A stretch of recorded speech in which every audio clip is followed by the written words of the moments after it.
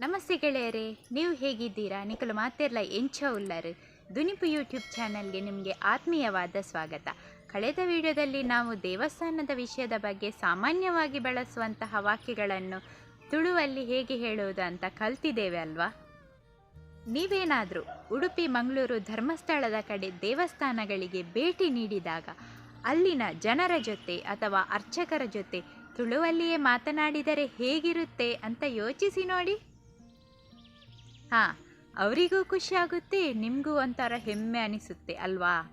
ಸರಿ, ಹಾಗಾದರೆ ಇವತ್ತಿನ ತುಳು ತರಗತಿಯನ್ನು ಶುರು ಮಾಡೋಣ ಬನ್ನಿ. ಮೊದಲನೇದಾಗಿ ಪೂಜೆ ಮತ್ತು ಸಂಕಲ್ಪ ಮಾಡುವಾಗ ಬಳಸುವಂತಹ ಸಾಮಾನ್ಯವಾದ ವಾಕ್ಯಗಳನ್ನು ತಿಳ್ಕೊಳ್ಳೋಣ. ಮೊದಲಿಗೆ ಏನಂದರೆ, ಸ್ವಾಮಿ ನಮ್ಮ ಹೆಸರಿನಲ್ಲಿ ಒಂದು ಅರ್ಚನೆ ಮಾಡಿಕೊಡಿ. ಸ್ವಾಮಿ ನಮ್ಮ ಹೆಸರಿನಲ್ಲಿ ಒಂದು ಅರ್ಚನೆ ಮಾಡಿಸಿಕೊಡಿ. ಇದನ್ನು ತುಳುವಲ್ಲಿ ಹೀಗೆ ಹೇಳುವುದು. ಭಟ್ರೆ, ತುಳುನಾಡಲ್ಲಿ ಅರ್ಚಕರಿಗೆ ಭಟ್ರು ಅಂತ ಹೇಳ್ತಾರೆ. ಭಟ್ರೆ ಎಂಕ್ಲೇನ ಪುದರ್ಡು ಒಂಜಿ ಅರ್ಚನೆ ಮಲ್ತು ಕೊರ್ಲೆ. ಭಟ್ರೆ ಎಂಕ್ಲೇನ ಪುದರ್ಡು ಒಂಜಿ ಅರ್ಚನೆ ಮಲ್ತು ಕೊರ್ಲೆ. ಮುಂದಿನ ವಾಕ್ಯ, ನಮ್ಮ ಹೆಸರಿನಲ್ಲಿ ಸಂಕಲ್ಪ ಮಾಡಿ. ನಮ್ಮ ಹೆಸರಿನಲ್ಲಿ ಸಂಕಲ್ಪ ಮಾಡಿ. ಎಂಕ್ಲೇನ ಪುದರ್ಡು ಸಂಕಲ್ಪ ಮಲ್ಪುಲೆ. ಎಂಕ್ಲೇನ ಪುದರ್ಡು ಸಂಕಲ್ಪ ಮಲ್ಪುಲೆ. ಮುಂದಿನ ವಾಕ್ಯ, ಈ ಹಣ್ಣು ಕಾಯಿಯನ್ನು ದೇವರಿಗೆ ಅರ್ಪಿಸಿ.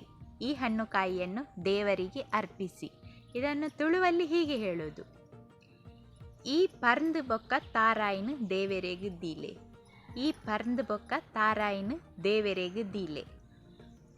ಈಗ ಪ್ರಸಾದ ಕೇಳುವಾಗ ಮತ್ತು ಆಶೀರ್ವಾದ ಪಡ್ಕೊಳ್ಳುವಾಗ ಬಳಸುವಂತಹ ಒಂದೆರಡು ವಾಕ್ಯಗಳನ್ನು ತಿಳ್ಕೊಳ್ಳೋಣ. ಮೊದಲನೇದಾಗಿ, ಸ್ವಾಮಿ ತೀರ್ಥ ಕೊಡಿ. ಸ್ವಾಮಿ ತೀರ್ಥ ಕೊಡಿ. ಇದನ್ನು ತುಳುವಲ್ಲಿ ಹೀಗೆ ಹೇಳೋದು. ಭಟ್ರೆ ತೀರ್ಥ ಕೊರ್ಲೆ. ಭಟ್ರೆ ತೀರ್ಥ ಕೊರ್ಲೆ. ಮುಂದಿನ ವಾಕ್ಯ, ನಮಗೆ ಸ್ವಲ್ಪ ಕುಂಕುಮ ಅಥವಾ ಗಂಧ ಕೊಡಿ. ನಮಗೆ ಸ್ವಲ್ಪ ಕುಂಕುಮ ಅಥವಾ ಗಂಧ ಕೊಡಿ. ಇದನ್ನು ತುಳುವಲ್ಲಿ ಹೀಗೆ ಹೇಳೋದು. ಎಂಕ್ಲೆಗು ಒಂತೆ ಕುಂಕುಮ ಅತ್ತುಂಡ ಗಂಧ ಕೊರ್ಲೆ. ಎಂಕ್ಲೆಗು ಅಂತೆ ಕುಂಕುಮ ಅತ್ತುಂಡ ಗಂಧ ಕೊರ್ಲೆ. ಮುಂದಿನ ವಾಕ್ಯ, ದೇವರು ನಮಗೆಲ್ಲರಿಗೂ ಒಳ್ಳೆಯದು ಮಾಡಲಿ. ದೇವರು ನಮಗೆಲ್ಲರಿಗೂ ಒಳ್ಳೆಯದು ಮಾಡಲಿ. ಇದನ್ನು ತುಳುವಲ್ಲಿ ಹೀಗೆ ಹೇಳುವುದು.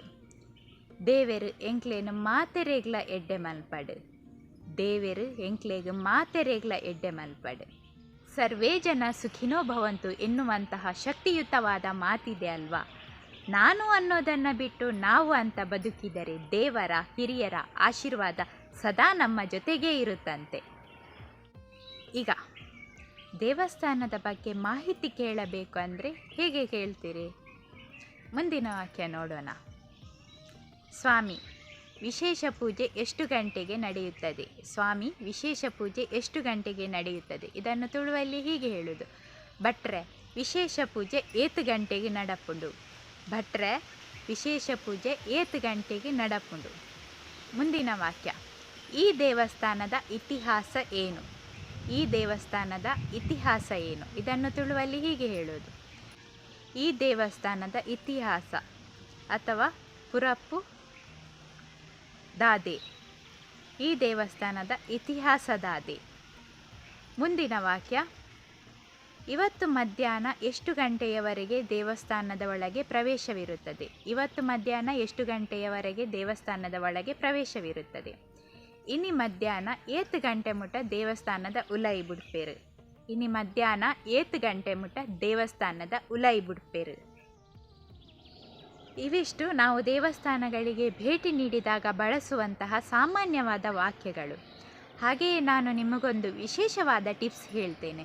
ಅದೇನೆಂದರೆ, ತುಳುನಾಡಿನ ದೇವಸ್ಥಾನದಲ್ಲಿ ಪೂಜೆ ಮಾಡುವ ಅರ್ಚಕರನ್ನು ಭಟ್ರೆ ಅಂತ ಹೇಳಿ ಸಂಬೋಧಿಸಲಾಗ್ತದೆ.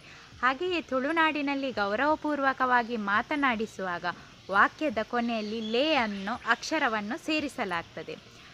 ಉದಾಹರಣೆಗೆ ದೀಲೆ, ಕೊರ್ಲೆ, ಮಲ್ಪುಲೆ ಈ ಥರ. ನೋಡಿದ್ರಲ್ವಾ, ತುಳುನಾಡಿನಲ್ಲಿ ದೇವಸ್ಥಾನಗಳಿಗೆ ಭೇಟಿ ನೀಡಿದಾಗ ತುಳುವಲ್ಲಿ ಮಾತನಾಡುವುದು ಎಷ್ಟು ಸುಲಭ ಅಂತ. ಮುಂದಿನ ಬಾರಿ ನೀವು ಕರಾವಳಿಯ ಯಾವುದೇ ದೇವಸ್ಥಾನಗಳಿಗೆ ಭೇಟಿ ನೀಡಿದಾಗ ಈ ವಾಕ್ಯಗಳನ್ನು ಬಳಸುವುದನ್ನು ಖಂಡಿತವಾಗಿಯೂ ಮರಿಬೇಡಿ. ಹಾಗೆಯೇ ಈ ವಿಡಿಯೋವನ್ನು ನಿಮ್ಮ ಹಿತೈಷಿಗಳು, ಸ್ನೇಹಿತರು, ಕುಟುಂಬಸ್ಥರು ಹೀಗೆ ಎಲ್ಲರಿಗೂ ಹಂಚಿಬಿಡಿ.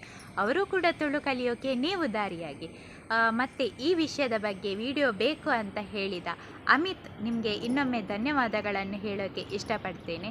ಹಾಗೆ ಮುಂದಿನ ವಿಡಿಯೋ ಯಾವ ವಿಷಯದ ಬಗ್ಗೆ ಬೇಕು ಅಂತ ಹೇಳಿ ನೀವು ನನಗೆ ಕಮೆಂಟ್ ಮಾಡಿ ತಿಳಿಸಿ. ಎಲ್ಲರಿಗೂ ಒಳ್ಳೆಯದಾಗಲಿ. ಸೊಲ್ಮೆಲು.